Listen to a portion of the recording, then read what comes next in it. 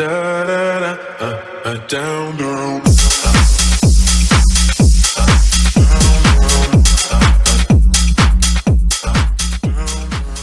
안녕하세요. 픽스터 국빈관입니다.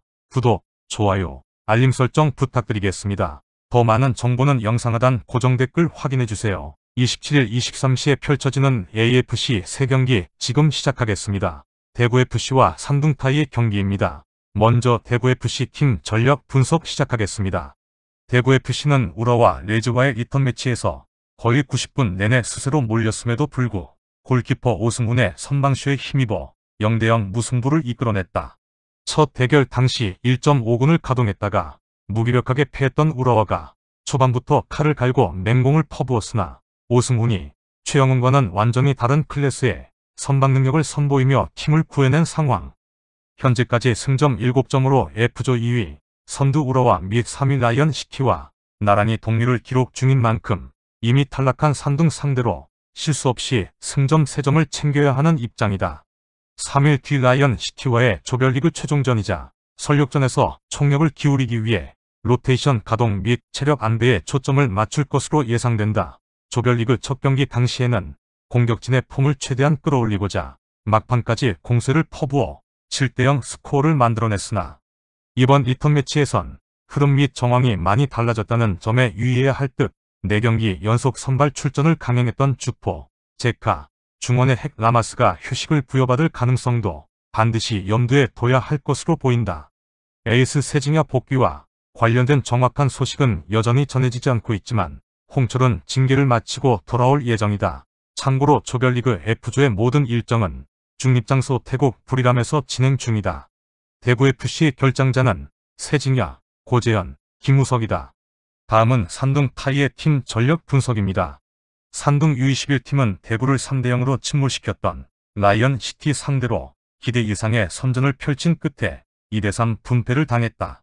첫 대결 0대0 무승부 이후 리턴 매치에서도 접전 양상을 연출하며 어린 선수들이 자신감을 크게 끌어올린 상황, 특히 2대3 스코어를 만들어냈던 리턴 매치 후반전에는 공격진이 날카로운 슈팅과 과감한 돌파를 선보이는 등 대구전 당시와는 180도 달라진 모습이 눈에 띄었다.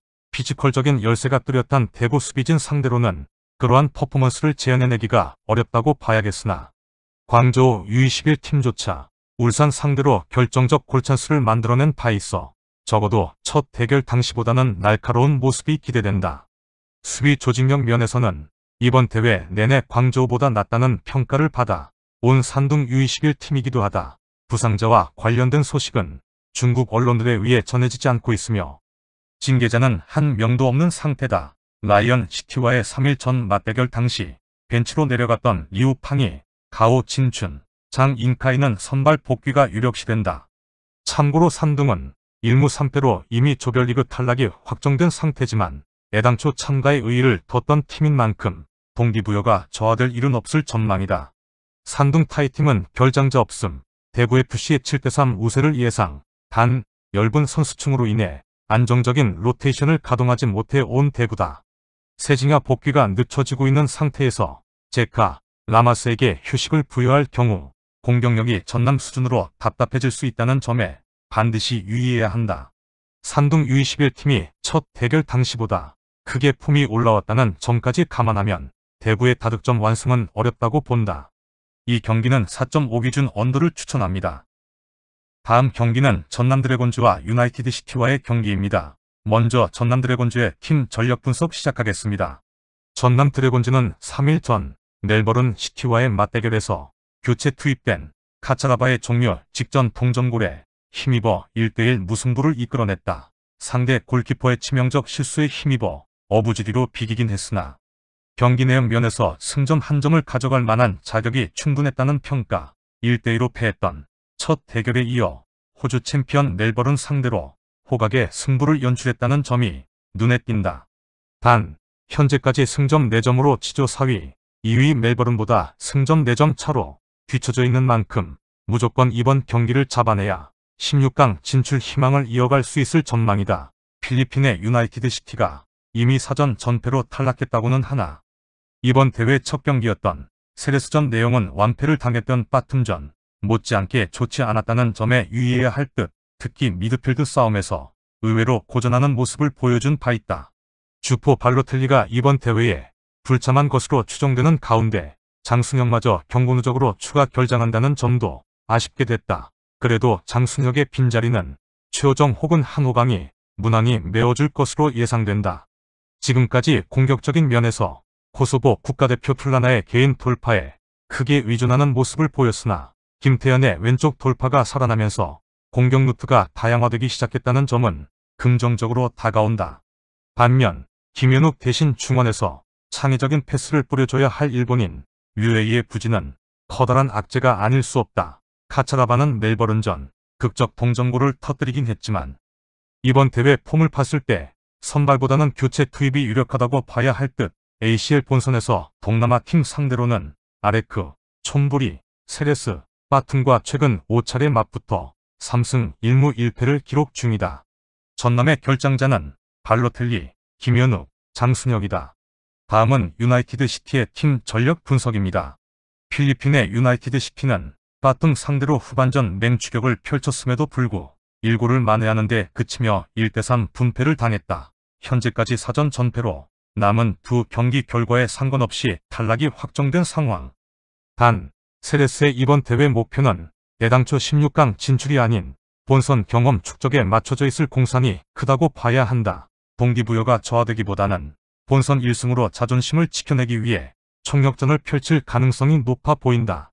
3일 전 바툼전 후반전에 특유의 공격성을 드러내며 훨씬 나아진 모습을 보였다는 점, 세레스의 이번 대회 최고의 퍼포먼스가 전남과의 첫 경기 당시에 나왔다는 점 등을 감안하면 일방적인 대패를 당하진 않을 것으로 예상된다. 사실상 프리롤로 움직이며 공격에 실마리를 푸는 주장 오트, 현 타지키스탄 국가대표 주라보예프 등은 전남과의 첫 경기 당시 인상적인 활약을 보여줬던 선수들이다. 영국계 혼혈이자 팀의 주포 하트만이 바툼전을 통해 마수거리 골을 정렬시켰다는 점에도 나름 힘이 실린다. 그럼에도 세레스 공격진의 골 결정력은 여전히 이번 대회 최하위 수준이란 평가가 지배적이다. 구체적인 부상자 정보는 공개되지 않은 상태이며 기존 주력 라인업에 큰 변동은 없을 전망이다.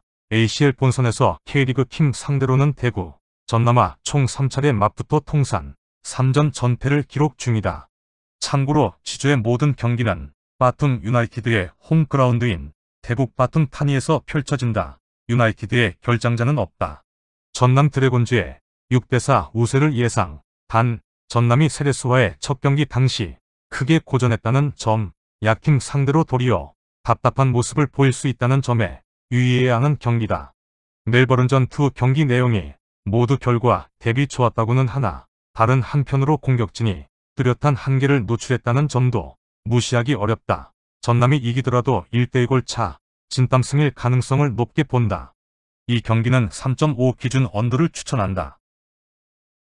다음 경기는 광저우FC와 조르다의 경기입니다. 먼저 광저우FC 분석 시작하겠습니다.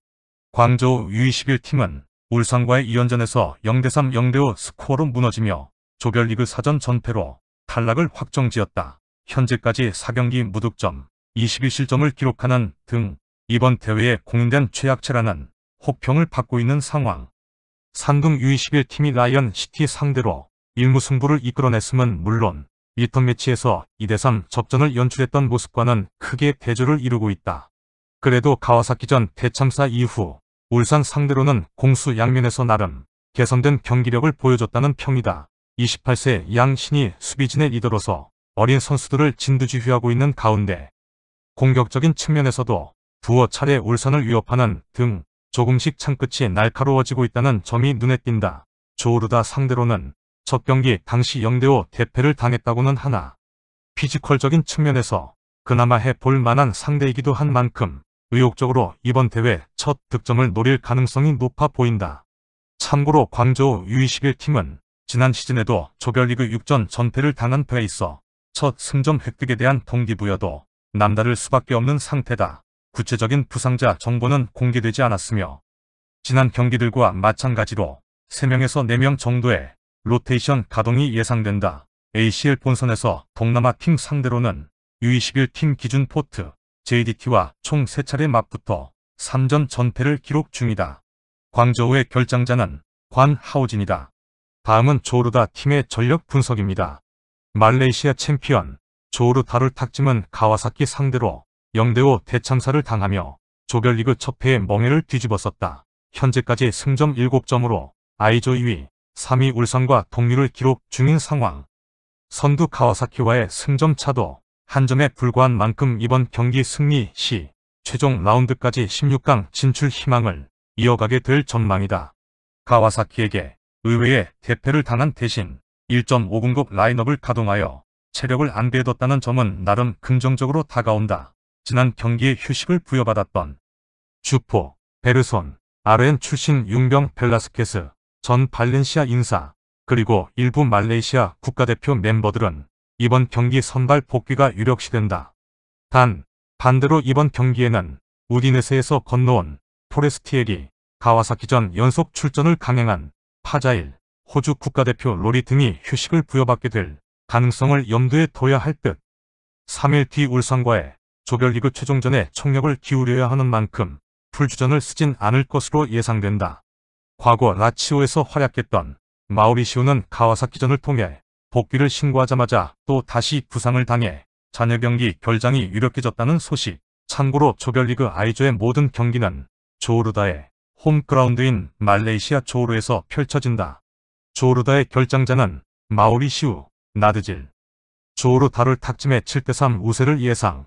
가와사키에게 0대5로 무너진 대신 주포 베르손을 비롯한 상당수 주력들을 아껴둔 조르다. 단 3일 뒤 울산 상대로 총력전을 펼쳐야 한다는 점에서 풀주전으로 나올 가능성은 낮다는 점, 경기 후반부에 체력을 안배하게 될 공산이 크다는 점 등을 종합하면 1차전과 같은 스코어가 나오진 않을 것으로 본다. 두 골에서 세 골차 승리 쪽에 무게가 실린다. 조르다의 강승을 추천합니다. 구독과 좋아요는 영상 제작에 큰 힘이 됩니다.